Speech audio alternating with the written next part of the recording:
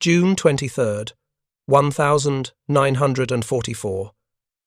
A German U-boat commander stood in the mid-Atlantic darkness, watching a Japanese submarine disappear into the night, completely unaware that American aircraft circling overhead could hear every turn of its propeller screws from 20 miles away.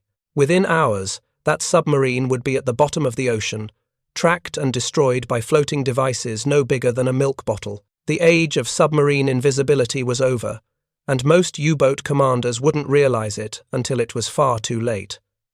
August 17th, 1942. North Atlantic, 340 miles southeast of Cape Race, Newfoundland. Captain Lieutenant Werner Hartmann pressed his eye against the periscope lens, scanning the grey morning horizon for the convoy they'd been tracking for 3 days. U-254 had shadowed this formation of 23 merchant ships through fog and moderate seas, waiting for the perfect moment to strike. The British escorts seemed complacent, their ASDIC pinging patterns predictable and mechanical. Everything felt familiar to Hartmann. This was his 7th war patrol, and he'd sunk 14 ships using the same proven tactics: submerge at dawn, surface at dusk, attack at night when visibility gave submarines the advantage. The Royal Navy's ASDIC could only detect U-boats within 3,000 yards at best, and only if the submarine was moving fast enough to create detectable noise. A patient commander running slow and deep could disappear into the ocean's natural sound. But this morning, something was different. Herr Cologne, his first watch officer, Oberleutnant zur See Klaus Steinmetz, called up through the conning tower hatch. Aircraft approaching from bearing 270, range approximately 8 kilometers. If you're enjoying this deep dive into the story, hit the subscribe button and let us know in the comments from where in the world you are watching from today. Hartmann swung the periscope. Sure enough, a twin-engine bomber was circling well outside visual range, too far away to have spotted them. Yet it was circling, as if searching for something specific. He'd seen patrol aircraft before, of course. Standard procedure was to dive and wait them out. Aircraft couldn't see submarines more than 20 meters deep. Dive to 50 meters, Hartmann ordered. Slow to 4 knots. Rig for silent running. The familiar sounds of the boat going quiet filled his ears. Men moved in stocking feet. Machinery slowed. The submarine became a ghost in the water, producing barely more sound than the ambient ocean noise. They'd done this hundreds of times. 30 minutes passed. Then something impossible happened. Through the hull, they heard a splash, then another. Small objects hitting the water's surface, perhaps 200 meters off the port beam. Not depth charges. The sounds were too light, too gentle. More splashes came, forming a pattern around their position. Herr Cologne, the hydrophone operator, Marte Fritz Bergmann, whispered urgently, his headphones pressed tight against his ears. "I'm picking up strange transmissions, very high-frequency radio signals, coming from the surface directly above us." Hartmann's stomach tightened. Radio signals from the surface? That made no sense. Surface ships and submarines couldn't communicate via radio underwater. Everyone knew that. Radio waves didn't penetrate seawater beyond a few meters. "Are you certain, Bergmann?" "Jawohl, Herr Cologne. Multiple sources, all transmitting continuously on different frequencies. They sound like beacons." Another splash, this time closer. The aircraft was dropping something systematically, creating a grid pattern across the ocean surface.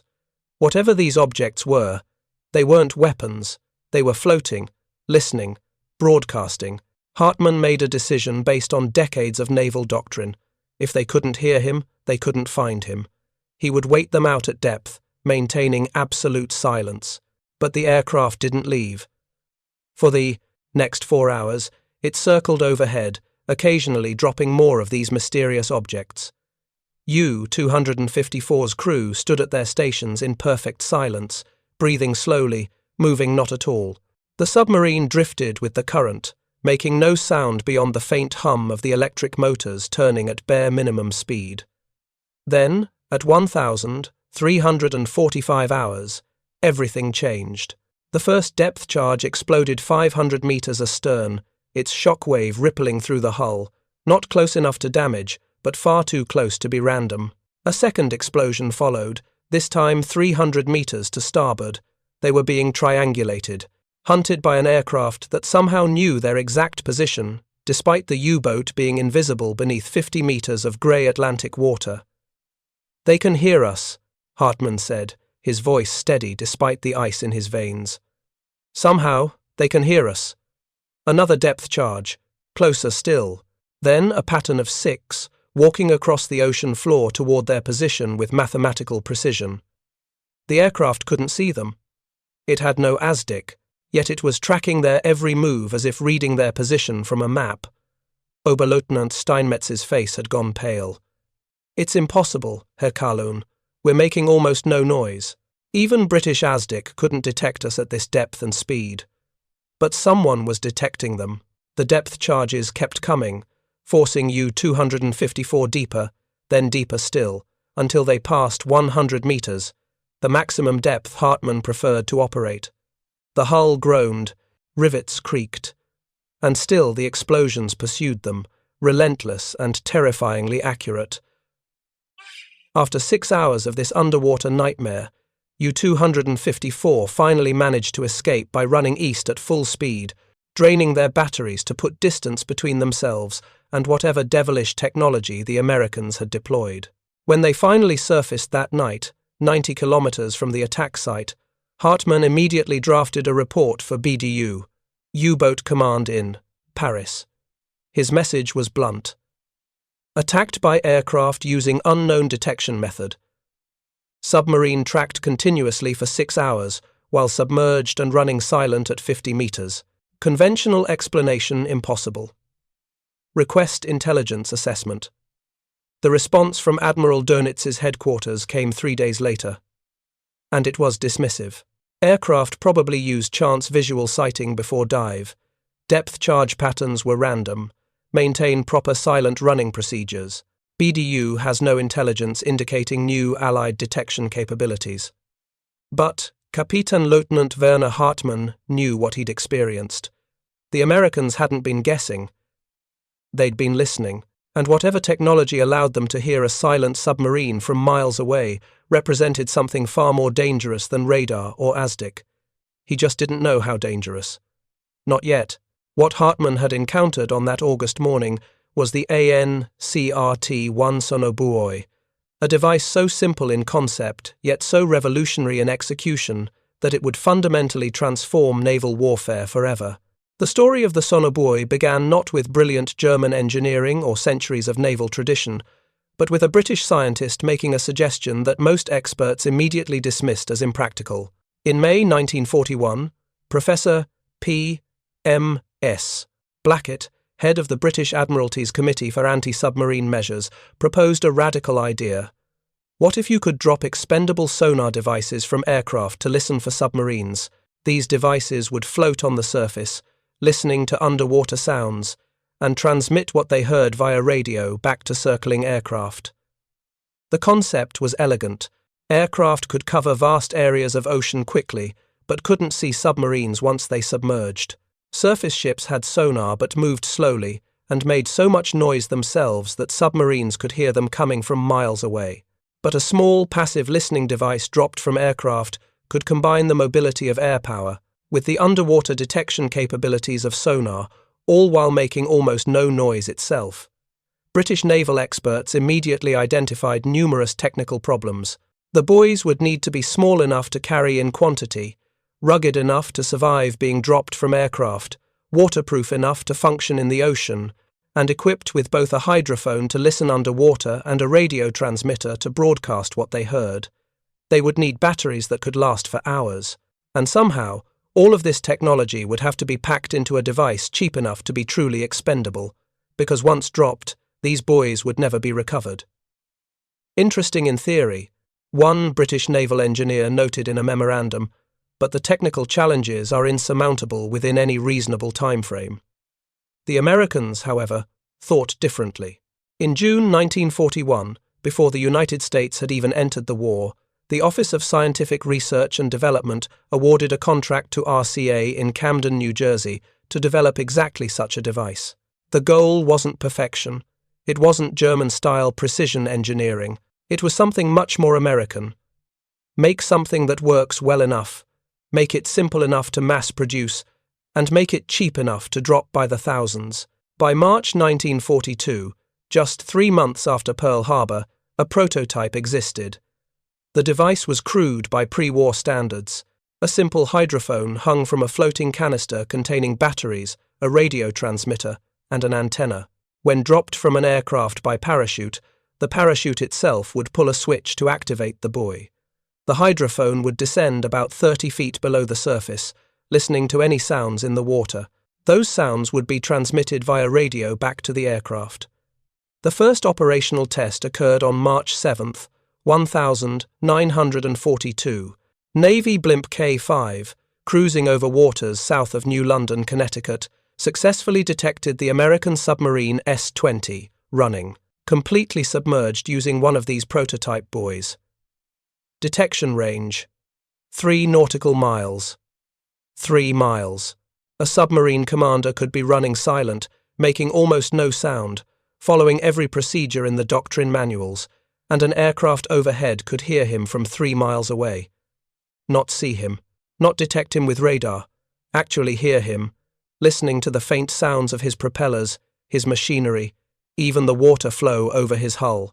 The implications were staggering, but almost no one in the U-boat command grasped them immediately. By June 1942, the ANCRT-1 Sonobuoy entered mass production. By August, the same month, Captain Lieutenant Hartmann encountered them. American aircraft were deploying them operationally in the Atlantic. The buoys had 6 available radio frequencies, allowing aircraft to drop multiple buoys and listen to each one separately. They could operate continuously for 6 hours. They cost approximately $65 each. $65 for a weapon that could strip away submarine invisibility. While U-boat commanders in the Atlantic were having mysterious and unsettling encounters with these new devices, the most dramatic demonstration of Sonobuoy technology was still 2 years away, and it would involve not a German submarine, but a Japanese one. On March 10, 1944, the massive Japanese submarine, the Tai-52, departed Kure Naval Base on her maiden voyage, bound for German-occupied France. She was a monster of a boat, 356 feet long, displacing 2,564 tons, with a crew of 94 men. Her cargo hold contained 11 tons of tungsten, almost 10 tons of molybdenum, 3 tons of opium, 54 kilograms of pure caffeine, and most significantly, 146 gold bars weighing 2.2 tons, payment for German optical and radar technology. The journey was over 15,000 nautical miles through some of the most dangerous waters in the world. I-52 travelled submerged during the day, surfacing only at night to run her diesel engines, recharge batteries, and ventilate the boat. She made stops in Singapore to take on 120 tons of tin, 60 tons of rubber, and 3.3 tons of quinine, then headed west across the Indian Ocean. American codebreakers monitored her progress every step of the way. Commander Uno Kameo, I-52's captain, had been told that the Allies couldn't break Japanese naval codes. He'd been told that submarines operating far from land were nearly impossible to track. He'd been told that the middle of the Atlantic Ocean, thousands of miles from any base, was essentially safe. He'd been told wrong. On June 6, 1944, D-Day, the Japanese naval attaché in Berlin sent I-52 a warning. The Allied landings in Normandy had made Lorient, France, too dangerous. I-52 should plan to head for Norway instead. But first, she was to rendezvous with German U-boat U-530 on June 22 at coordinates 15 degrees north, 40 degrees west, to receive radar detection equipment and 2 German radio technicians who would help install it. Commander Uno acknowledged the message, fatally, including his exact position in the reply. American intelligence intercepted that transmission within minutes. A hunter-killer task force centered around the escort carrier USS Bogue, commanded by Captain Aurelius B. Vosseller, was en route from Europe to the United States. The task force included 5 destroyer escorts and carried 9 FM-2 Wildcat fighters and 12 TBF-1C Avenger torpedo bombers. This group had already sunk 13 enemy submarines over the previous year. They were extremely good at their job. F-21 submarine tracking room in Washington immediately began vectoring the Bogue group toward the rendezvous point. The Americans wouldn't just sink I-52. They would let her meet with U-530, allowing the German submarine to transfer equipment and personnel, and only then would they strike. The goal was to demonstrate that even in the middle of the Atlantic Ocean, even at night, even with every advantage of surprise and stealth, submarines could no longer hide. On the night of June 23, 1944, about 850 nautical miles west of the Cape Verde Islands, U-530 surfaced and began the rendezvous. I-52 approached cautiously, her diesel engines rumbling as she ran on the surface at 15 knots. The sea was rough, visibility poor.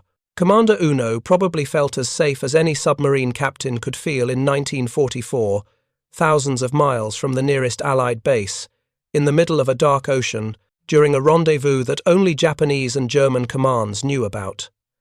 Except Allied command knew about it too. At 2,240 hours, 3 TBF Avenger bombers launched from USS Bogue and headed toward the rendezvous coordinates. They were led by Lieutenant Commander Jesse D.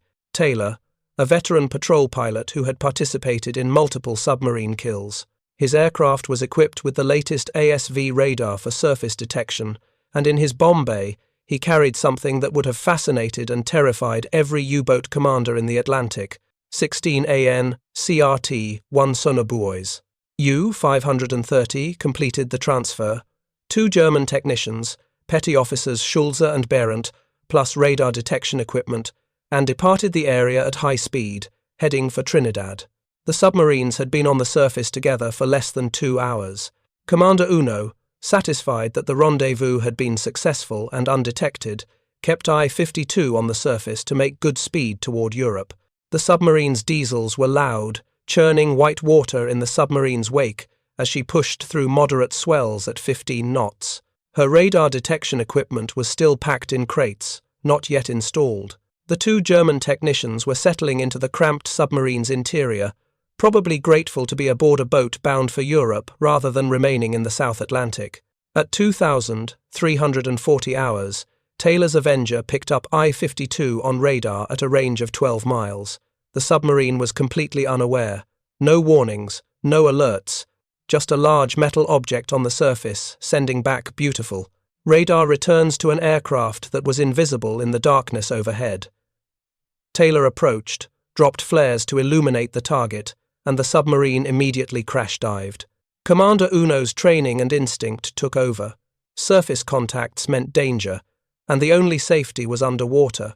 Within 90 seconds, I-52 was completely submerged, running south at maximum underwater speed. This is where the new technology proved its worth. As I-52 dove, Taylor's crew began dropping Sonobuoys in a precise pattern around the submarine's last known position: purple-coded buoy, orange, blue, red. Each buoy transmitted on a different frequency, and Taylor's radio operator could switch between them rapidly, listening to each one in succession. The principle was simple but devastating. By listening to the relative loudness of the submarine's propeller noise on different buoys, Taylor could determine exactly which direction the submarine was moving. By noting how the sound intensity changed on each buoy over time, he could calculate its speed. The submarine thought it was invisible, running silent beneath the waves. Instead, it was broadcasting its position continuously to anyone with the equipment to listen. At 2,348 hours, Taylor dropped 2 354-pound Mark 5-4 depth bombs set to explode at 25 feet depth. His gunner saw one bomb explode almost directly over the submarine's starboard side, the explosion sending a column of water 30 feet into the air, a near miss, but not close enough to kill. I-52 went deeper and turned hard to port, trying to evade. Commander Uno probably thought he'd been lucky, that the aircraft had lost contact when he dived, that the bombs were dropped on his estimated position rather than his actual position. But Taylor's Sonobuoys could still hear him. The Americans could hear every turn of the submarine's propeller screws, could hear the flow noise from water rushing over the hull, could even hear machinery operating inside the pressure hull. The submarine was 200 feet below the surface, invisible to every sense except one: sound.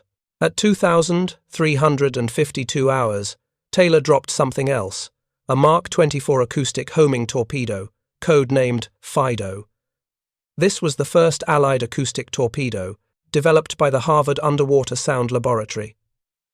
Unlike conventional torpedoes that ran straight, Fido would listen for the loudest sound in the water and steer toward it. In the empty Atlantic, far from shipping lanes, the loudest sound was I-52's propellers. The torpedo entered the water, its own acoustic sensors activated, and it turned immediately toward its target. Commander Uno never saw it coming. The Mark 24 didn't announce itself with engine noise or a visible wake. It simply homed silently on the submarine's own sounds, getting closer and closer until it was too late to evade. The explosion was heard clearly on Taylor's Sonobuoys, a loud crack, followed by the unmistakable sound of a pressure hull rupturing, metal twisting, compartments flooding, bulkheads collapsing. The recording exists to this day in the U.S. National Archives, the last moments of I-52, captured by devices no bigger than a milk bottle floating on the surface. But the story doesn't end there.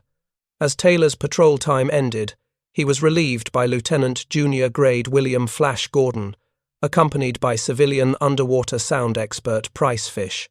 They arrived on scene just after midnight on June 24th and continued listening to the Sonobuoys that were still operating. At 0100 hours, Fish reported something extraordinary. "Sir, I'm picking up faint propeller noise in the area. It sounds like there's still a submarine running." Gordon checked with Taylor about the exact position of the Sonobuoys, then dropped another Fido torpedo where the sound seemed strongest. At 0213 hours, Gordon and his crew heard a second submarine breaking up underwater. Except there was no second submarine.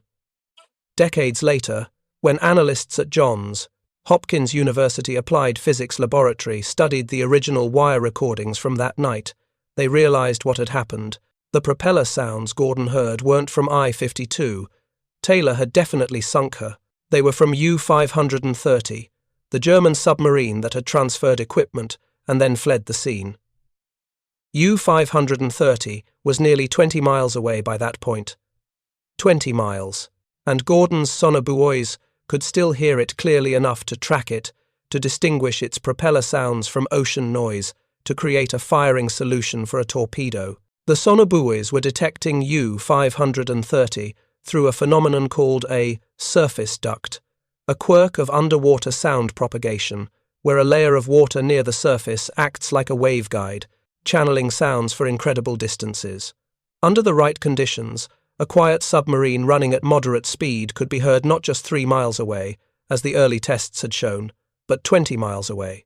20 miles of detection range. From a device that cost $65, that could be carried by the dozens on a single aircraft. That could be dropped in patterns to create underwater surveillance networks covering hundreds of square miles of ocean. The age of submarine invisibility was over. If you find this story engaging, please take a moment to subscribe and enable notifications. It helps us continue producing in-depth content like this. September 14th, 1943. U-Boat Command Headquarters, Paris. Korvettenkapitän Heinrich Lehmann Willenbrock stood before the massive plotting table in the operations room, studying the latest loss reports with growing unease. As a staff officer responsible for tactical analysis, his job was to identify patterns in Allied anti-submarine capabilities and recommend countermeasures. What he was seeing in the autumn of 1943 made no sense, according to traditional naval doctrine. In the past 60 days, 17 U-boats had been lost to aircraft attacks while submerged, not surfaced and caught by. Surprise that was an occupational hazard every commander understood. These boats had successfully crash-dived, gone deep, rigged for silent running, followed every procedure perfectly, and were still being hunted with uncanny accuracy by aircraft that had no business knowing where they were. Herr Korvettenkapitän, Kapitänleutnant Otto Schenk, a younger analyst, approached with another folder. The report from U-338. Kapitänleutnant Kinzel states he was tracked for 4 hours while running at 70 meters depth, speed 3 knots. The aircraft dropped objects into the water, small splashes, not depth charges, and then proceeded to attack his position with remarkable precision. Lehman Willenbrock took the report, reading Kinzel's careful description. It matched a dozen others he'd reviewed that week. Small objects dropped from aircraft, multiple radio transmissions on different frequencies emanating from the drop sites, accurate depth charge patterns following immediately afterward, even when the submarine maintained absolute silence. Has Berlin provided any technical assessment? Schenk asked. Berlin insists this is impossible, Lehman Willenbrock replied bitterly. Their experts claim radio waves cannot penetrate seawater. Therefore, these reports of surface radio transmissions are misidentifications. They suggest the commanders are hearing their own equipment or are mistaking electrical interference for enemy transmissions. But 17 boats, Herr Korvettenkapitän, 17 different commanders, all reporting the same phenomenon. These are not inexperienced men seeing phantoms. Lehman Willenbrock nodded slowly. He'd commanded U-96 earlier in the war, had experienced enough combat to trust the instincts of veteran commanders. When experienced officers reported something consistently, you didn't dismiss it as mass delusion. Prepare a comprehensive analysis, he ordered. Compile every report mentioning these mysterious splashes, these radio transmissions, these impossibly accurate aircraft attacks on submerged submarines. I want timelines, locations, weather conditions, everything. Admiral Dönitz needs to see this pattern, and he needs to see it now. What Lehman Willenbrock didn't know, what no one in the Kriegsmarine fully understood yet, was that they were already 9 months behind the technological curve. The Americans hadn't just developed Sonobuoys. They'd refined them, deployed them by the thousands, trained hundreds of air crews in their use, and were systematically stripping away the Atlantic's hiding places. Between August 1942 and September 1943, American and British forces had ordered over 150,000 Sonobuoys.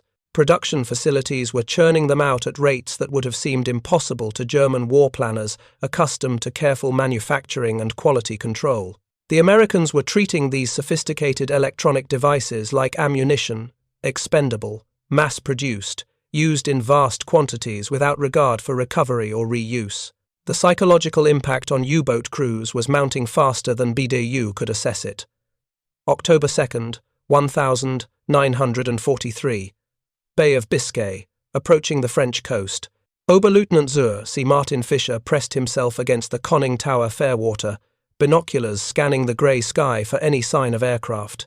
U-603 was 3 hours from base at Lorient, having survived a grueling 42-day patrol in the North Atlantic that had yielded exactly 0 sinkings and 2 near-death experiences with Allied aircraft. The Bay of Biscay crossing was the most dangerous part of any U-boat's journey.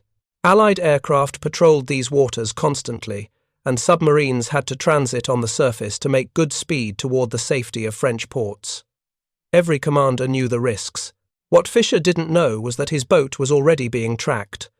12 miles to the north, a British Sunderland flying boat had dropped a pattern of 6 Sonobuoys 30 minutes earlier, creating a detection net across U-603's likely approach path. The submarine wasn't even visible on the horizon. The Sunderland's crew was simply gambling that U-boats would use this particular corridor, and they'd set up their underwater listening posts accordingly. When U-603 passed within 2 miles of the Sonobuoy line, the hydrophones picked up the distinctive sound of a Type C U-boat running at 14 knots. The Sunderland's radio operator, hearing the clear propeller beats through his headphones, immediately alerted the pilot. Contact, bearing 185, range approximately 3 kilometers based on signal strength, definite submarine, likely running submerged at periscope depth based on sound characteristics. Flight Lieutenant David Morrison banked the massive flying boat toward the bearing. U-603 wasn't actually submerged. Fisher was running on the surface to make better speed, but that detail didn't matter. The Sonobuoys had detected the submarine from miles away, and now Morrison had a precise vector to intercept. There, Morrison's co-pilot pointed. A small grey shape on the grey water, barely visible even at 2 miles range. U-boat, running on the surface! Fisher saw the Sunderland at the same moment and screamed the alarm. Flieger, dive, dive, all hands below! The klaxon blared. Men scrambled down hatches. The diesels cut off and electric motors engaged. Vents opened and the tanks began flooding. U-603 nosed downward in the emergency crash dive that every U-boat crew had practiced hundreds of times. But this time, they didn't escape into the ocean's anonymity. As U-603 submerged, Morrison's crew dropped 8 more Sonobuoys in a tight pattern around the dive point. They didn't need to see where the submarine went. They could hear it. Every movement, every course change, every attempt to evade was broadcast back to the circling Sunderland through the underwater listening network. He's going deep, the radio operator reported, switching between Sonobuoy frequencies. Bearing now 192, speed approximately 8 knots, depth increasing. Sounds like he's going below 50 meters. Fisher pushed U-603 to 70 meters, then 80, trying to get below the thermocline layer where he hoped the temperature difference would disrupt whatever sensing equipment the British were using. The boat's speed slowed to 4 knots, barely making steerage way. Absolute silence throughout the submarine. Men breathed shallowly. No unnecessary movement. The depth charges began falling exactly 10 minutes after the dive. The first pattern of 4 charges exploded in a perfect square around U-603's position, each explosion close enough to shake the hull violently, but not close enough to rupture it. Fisher immediately ordered a course change to starboard, then 30 seconds later, a change to port. Classic evasion tactics. The second pattern of depth charges bracketed his new position perfectly. Mein Gott, Fisher whispered. They're following us. They know exactly where we are. Marta Johann Richter, the hydrophone operator, was crying quietly at his station, his hands shaking as he held his headphones. Herr Oberleutnant, I can hear more splashes. They're dropping more of those things. We're surrounded by them. For 6 hours, the Sunderland stalked U-603 like a cat toying with a mouse. The submarine would change course. The depth charges would follow. It would change speed. The explosions would adjust accordingly. Fisher tried every trick he knew, silent running, rapid course changes, taking the boat deep, then shallow, even blowing a bubble decoy from the torpedo tubes in hopes of creating a false acoustic signature. Nothing worked. The Sonobuoys could distinguish between the submarine's real propeller signature and the artificial bubble cloud. They could track the boat at any depth within their hearing range. They could follow course changes because Fisher had to use his propellers to turn, and propellers made noise.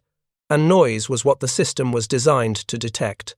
At 1,547 hours, with batteries nearly depleted, compressed air running low, and the crew on the edge of psychological breakdown, Fisher made the decision to surface and fight. Better to die facing the enemy than to slowly suffocate as a hunted animal in the deep. U-603 breached the surface like a wounded whale, water streaming from her conning tower. The deck guns were already manned as the boat completed her emergency surfacing. But the Sunderland was waiting, positioned perfectly, and its depth charges were already falling as U-603's conning tower cleared the water. The charges exploded alongside the submarine, blowing massive holes in her pressure hull. U-603 lasted less than 3 minutes on the surface before sinking stern first, taking 38 men with her. Only 9 survived, picked up by a British destroyer 2 hours later. Among the survivors was Marta Johann Richter, the hydrophone operator. During his interrogation at a British POW camp, he would tell his captors something that appeared in intelligence reports within days. We couldn't hide from them. They could hear us wherever we went. Whatever device they were using, it took away the ocean. The ocean used to protect us. Now it betrays us. Every sound we make, they can hear. How do you fight an enemy that can hear through miles of water? November 1943. Interrogation of U-boat prisoners. British Naval Intelligence. Commander Peter Chalmers of British Naval Intelligence sat across from Captain Lieutenant Georg Schneider, formerly of U-521, sunk by Canadian forces off Halifax 3 weeks earlier. Schneider was 34 years old, a career naval officer, holder of the Iron Cross First Class, and a veteran of 9 war patrols. He was also visibly shaken in a way that Chalmers had not seen in earlier prisoners. "Tell me about your last patrol," Chalmers prompted gently. Schneider stared at his hands for a long moment, before speaking. "We lasted 11 days. 11 days from the time we cleared the French coast until we were sunk. We never fired a torpedo. We never even saw a target worthy of attack. We spent 11 days hiding from aircraft that could somehow find us no matter what we did." "How do you think they found you?" "I don't think, Commander." "I know. They have devices, floating devices they drop from aircraft, small cylinders. We could hear them splashing into the water around us, and once they were in the water, we couldn't escape. Every time we moved, every time we changed course or depth, the aircraft knew. They followed us underwater as if they could see through the ocean." Chalmers made notes, his expression neutral. "Your acoustic torpedoes, the Zornkönig. Were they effective?" Schneider laughed bitterly. "We never got close enough to escorts to use them. The aircraft found us first. Always. Do you understand what that means? In 1941, in 1942, we hunted convoys. We stalked them for days, positioned ourselves for attack, chose our targets. Now we are the targets. We are hunted from the moment we leave port until the moment we die. How does this affect crew morale?" "Morale?" Schneider's voice rose slightly. "Commander, men are volunteering for punishment duties rather than submarine service. Submarine duty used to be an honor, a mark of elite status. Now, it's a death sentence, and everyone knows it. On my boat, 3 men attempted to injure themselves seriously enough to be left behind before our last patrol. We caught them, but I understood why they did it. They wanted to live." Chalmers leaned forward. "What would you tell other U-boat commanders, if you could?" Schneider met his eyes directly. "I would tell them the truth. The ocean no longer hides us. Whatever technology the Allies have developed, it has made submarines obsolete. Not inferior, obsolete. We are blind men stumbling in a room full of enemies who can see perfectly. And there is no counter to this. No tactic, no procedure, no amount of training or courage can overcome being heard from miles away while you cannot hear your enemy at all." The interrogation report, like dozens of others, made its way to Allied intelligence summaries. Similar reports came from captured German sailors across the Atlantic. The pattern was clear. U-boat morale was collapsing under the psychological pressure of being hunted by an enemy that could detect them through means they couldn't comprehend. What the German prisoners didn't fully understand was the scale of the surveillance network being deployed against them. Lieutenant Robert Patterson stood in the ready room aboard the escort carrier USS Bogue, briefing his aircrew before the evening patrol. On the wall behind him, a large map of the North Atlantic was covered with coloured pins, marking known and suspected U-boat positions, convoy routes, and patrol sectors. "Gentlemen, tonight we're establishing a Sonobuoy barrier across this line." He tapped a section of the map stretching roughly 200 miles from north to south. "We'll deploy in patterns of 5 buoys each, spaced at 3-mile intervals. That gives us coverage across a 60-mile front." Ensign Timothy Walsh, a newer pilot, raised his hand. "Sir? 60 miles? With just our aircraft?" "Negative. 3 aircraft working in coordination.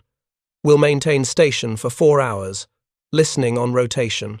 Any submarine trying to transit this sector will have to pass within detection range of our barrier.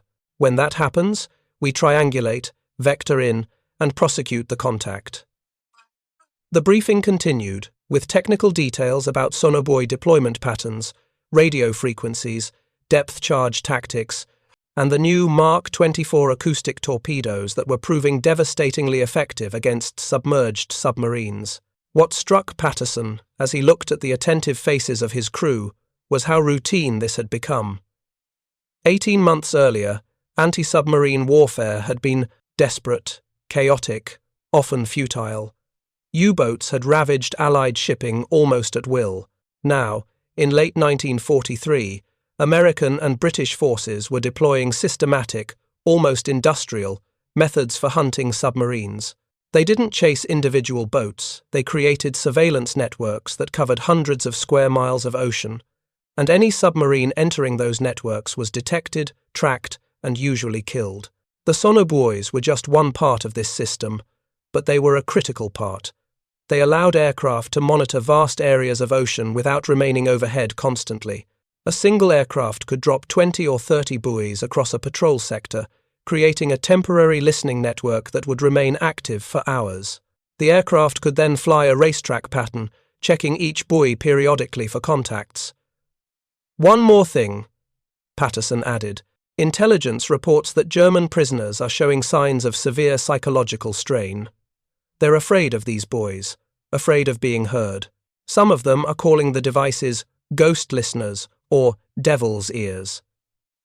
This fear is a weapon as potent as the buoys themselves. When a submarine commander knows he can be heard from miles away, it affects his decision-making. He becomes cautious, defensive. He tries to hide rather than hunt. And a submarine that's hiding is a submarine that's not sinking our ships. That night, Patterson's patrol deployed 23 Sonobuoys across their assigned sector. They detected 0 submarines, the area was empty. But the absence of contacts was itself significant. The Germans were avoiding areas where they suspected Allied surveillance was strongest, which meant Allied shipping could transit those areas with reduced risk of attack. The psychological warfare was working. January 15th, 1944, U-boat training facility, Gotenhafen, Gdynia, Baltic Sea. Fregattenkapitän Walter Köhler stood before a classroom of 30 submarine officers, all newly promoted to command, positions, all about to take their own boats into combat for the first time. His job was to prepare them for reality, and reality in January 1944 was brutally grim. "Gentlemen," he began, "I will not lie to you. Your chances of survival are poor. Your chances of completing even one successful patrol are worse. The Atlantic has become a graveyard for U-boats, and the primary cause is not enemy destroyers, not convoy escorts, but aircraft using detection methods we are still struggling to understand." He clicked on a projector, showing a grainy photograph of what appeared to be a small cylindrical object floating in the water. "This is what we believe to be an Allied Sonobuoy, recovered from the Mediterranean by Italian forces before Italy's collapse. It is, essentially, a waterproof radio transmitter connected to an underwater microphone. The Americans and British dropped these from aircraft in patterns, creating listening networks across large areas of ocean. When a submarine passes within range, current estimates suggest 3 to 5 kilometers, the hydrophone detects the submarine's sounds and transmits them via radio to aircraft overhead." Oberleutnant zur See Hans Meyer, one of the younger officers, raised his hand. "Herr Fregattenkapitän, if we know what these devices are, can't we avoid detection by maintaining absolute silence? An excellent question with a terrible answer. No. Even the quietest submarine makes noise. Water flowing over your hull makes noise. Your propellers, even at minimum speed, make noise. Your machinery, even when running on batteries with everything possible shut down, makes noise. These Sonobuoys can apparently detect sound levels we previously considered undetectable. Some of our commanders report being tracked while drifting with engines completely shut down." The room fell silent. Köhler could see the realization dawning on their faces the ocean was no longer a hiding place. "There are some countermeasures," Köhler continued. "Running very deep may place you below the effective range of their hydrophones, though this varies with water conditions. Thermocline's temperature layers in the water can sometimes disrupt sound transmission, though you cannot rely on this. Some commanders report success by running beneath heavy surface traffic, using the noise of other ships to mask their own sounds. But fundamentally, gentlemen, you must understand this. The tactical situation has reversed. In 1940, 1941, 1942, we hunted convoys. We positioned ourselves, we stalked, we attacked at times and places of our choosing. Now we are the hunted. Allied aircraft don't search randomly. They create systematic surveillance networks using these Sonobuoys, and submarines are detected as soon as they enter these networks. Your job is not to sink ships. Your job is to survive long enough to reach your patrol area, and then to survive long enough to return home. One of the officers, Kapitän Lieutenant Friedrich Brandt, stood up. He was older, perhaps 38, a recalled reservist who had commanded torpedo boats in World War I. Herr Fregattenkapitän, with respect, what you're describing sounds like a losing proposition. If we cannot hide, if we cannot hunt, if our primary goal is merely survival, then what purpose do U-boats serve? Why are we sending men to die in boats that cannot fulfill their mission? Kohler looked at the older officer with something like respect. Kapitän Lieutenant Brandt, you have identified the central question facing the U-boat arm today. The answer, if there is one, lies not in tactics or courage, but in technology. We are developing new boats, the type XXI, with its high underwater speed and improved battery capacity. We have the Schnorkel, which allows boats to charge batteries while remaining submerged.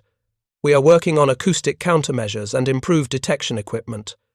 But will these be ready in time? I don't know. What I do know is that you will go to sea, regardless, because that is your duty, and because the Kriegsmarine still needs every threat, real or potential, that we can deploy against Allied shipping. Your boats may not sink many ships, but they force the Allies to maintain convoy systems, to deploy escorts, to divert resources to anti-submarine warfare. Even a U-boat that accomplishes nothing but surviving its patrol serves a strategic purpose by forcing the enemy to prepare for submarine threats. It was cold comfort, and everyone in the room knew it. After the briefing ended, several officers approached Kohler privately. Their questions were variations on the same theme. How do we cope with going to sea, knowing we're probably going to die? How do we maintain crew morale when our men know they're hunting phantoms that can hear us coming from miles away? How do we lead when we don't believe in the mission? Kohler had no good answers. The truth was that U-boat warfare in 1944 had become a psychological nightmare, and the Allied Sonobuoys were a major factor in creating that nightmare. The devices weren't just weapons, they were instruments of terror, stripping away the fundamental advantage that submarines had possessed since their invention. The ability to hide beneath the waves. March 1944. Statistical analysis. Allied anti-submarine command. The numbers told a story more clearly than any individual combat report.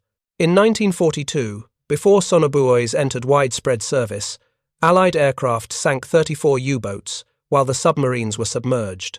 In 1943, with Sonobuoys in regular use, that number rose to 127. By the first quarter of 1944, aircraft were sinking submerged U-boats at a rate that exceeded the German shipyard production capacity. The kill rate per attack had also shifted dramatically. In 1942, it took an average of 87 aircraft attacks to sink one submarine. By 1944, that ratio had improved to 16-1.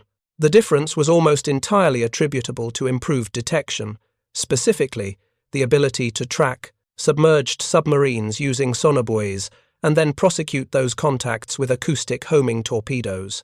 But perhaps more significant than the kills were the non-kills. Submarines detected and forced to evade, submarines driven away from convoy routes, submarines that abandoned attacks because they knew they'd been detected. U-boats were spending more time submerged, more time hiding, more time trying to evade detection, and correspondingly less time in positions to attack Allied shipping. In January 1942, German U-boats sank 62 Allied ships, totaling 327,357 tons. In January 1944, despite having more U-boats operational, they sank 16 ships, totaling 79,649 tons. The decline wasn't due to lack of targets. Allied convoys were crossing the Atlantic constantly. It was due to submarines being unable to reach attack positions without being detected, tracked, and driven off or killed. Captain Roger Wynne, director of the British Admiralty's Submarine Tracking Room, summarised the situation in a memorandum dated March 15, 1944. The introduction of airborne passive acoustic detection has fundamentally altered the strategic balance in the Battle of the Atlantic. German submarines no longer possess the initiative. They are reactive, defensive, and demoralised. Even when our aircraft do not achieve kills, they achieve the strategic goal of rendering U-boats combat ineffective through continuous surveillance pressure. A submarine that spends 90% of its patrol time evading detection is a submarine that poses minimal threat to our convoys. The memo went on to note something else. German prisoners consistently reported that the psychological impact of being heard was worse than the physical danger of depth charges. The knowledge that they were being monitored, that their movements were being tracked by invisible listeners, that nowhere in the ocean was truly safe, this knowledge eroded morale faster than combat losses. Some captured U-boat crewmen reported nightmares about the Sonobuoys. Others described paranoia, believing they could hear the devices transmitting even when logic suggested none were nearby. A few exhibited symptoms that British medical officers classified as acoustic trauma syndrome, a form of psychological breakdown specific to the terror of being hunted by sound. Kapitän-Lieutenant Eric Topp stood on the concrete dock, looking at U-2540, one of the new Type XXI boats that was supposed to revolutionize submarine warfare. She was sleek, modern, capable of running submerged at 17 knots faster than most surface ships. She had a massive battery capacity that allowed her to remain underwater for days at a time. She represented everything German engineering had learned about submarine design over 5 years of brutal combat. None of it mattered anymore. The war in Europe would end in 3 days. Admiral Dönitz would order all U-boats to surface and surrender. The Battle of the Atlantic was over, and the U-boats had lost. Topp thought about the Sonobuoys, about those small floating cylinders that had contributed so significantly to this defeat. They weren't sophisticated. They weren't precision-engineered masterpieces. They were mass-produced American industrial products, crude but effective, and there had been so many of them that U-boats couldn't avoid them. That was the lesson, Topp realized. The Americans hadn't defeated the U-boats through superior tactics or better-trained crews or more courageous commanders. They'd defeated the U-boats by making detection cheap, reliable, and ubiquitous. They turned ocean surveillance into an industrial process, manufacturing detection devices by the hundreds of thousands and deploying them across the entire Atlantic. A German approach would have been to develop a few extremely sophisticated Sonobuoys, carefully engineered, thoroughly tested, operated by highly trained specialists. An American approach was to make thousands of good-enough Sonobuoys, spread them everywhere, and let quantity compensate for any individual unit's limitations. The Americans had been right. Quantity was its own quality when you had enough of it. That evening, Topp wrote in his personal journal, "We lost the Atlantic not to British courage or American determination, but to American production capacity. They built weapons faster than we could sink ships, produced detection devices faster than we could evade them, and trained new aircrew faster than we could kill experienced ones. We were fighting an industrial system, not just an enemy navy, and no amount of German tactical brilliance could overcome the simple mathematics of American industrial output." 3 days later, U-2540 surfaced for the last time, flying a black flag of surrender. Her crew was taken into custody. The boat herself would eventually become a museum. The war was over. In the final accounting, Sonobuoys contributed to the sinking or forcing to surface of over 150 U-boats between 1942 and 1945. More significantly, they contributed to the failure of hundreds of U-boat patrols that never made attacks because submarines were detected, tracked, and driven away from their intended targets. The total cost of the Sonobuoy program: approximately $9.75 million for 150,000 units deployed during the war, less than the cost of a single large warship. In exchange, the Allies gained a surveillance network that covered the entire Atlantic and contributed decisively to winning the Battle of the Atlantic. the psychological impact lasted long after the war ended. Former U-boat commanders, interviewed in the 1,950 seconds and 1,960 seconds, consistently cited the Sonobuoys as one of the most terrifying weapons they'd faced. Not because they were deadly depth charges and torpedoes were deadlier, but because they removed the ocean's protection. They made submarines visible in a domain where visibility had always meant death. Fregattenkapitan Walter Köhler, who survived the war and later wrote a memoir, summarized it this way: "We Germans believed that warfare was about quality, superior training, better tactics, more advanced technology. The Americans taught us that warfare at industrial scale is about quantity, production, and systematic deployment. Their Sonobuoys were simple devices, nothing a German engineer would have been proud of. But there were thousands of them, and that made all the difference. We lost, not because they built something we couldn't match, but because they built more of it than we could possibly evade. In the end, the ocean itself became our enemy, and the Sonobuoys were simply the technology that turned water into ears. We couldn't hide, couldn't run, couldn't fight back against listeners we couldn't find. That was the true revolution, not the technology itself, but the willingness to use it in overwhelming numbers without concern for cost or recovery. Very American, very effective, very much the reason we lost." Thank you for watching. For more detailed historical breakdowns, check out the other videos on your screen now, and don't forget to subscribe.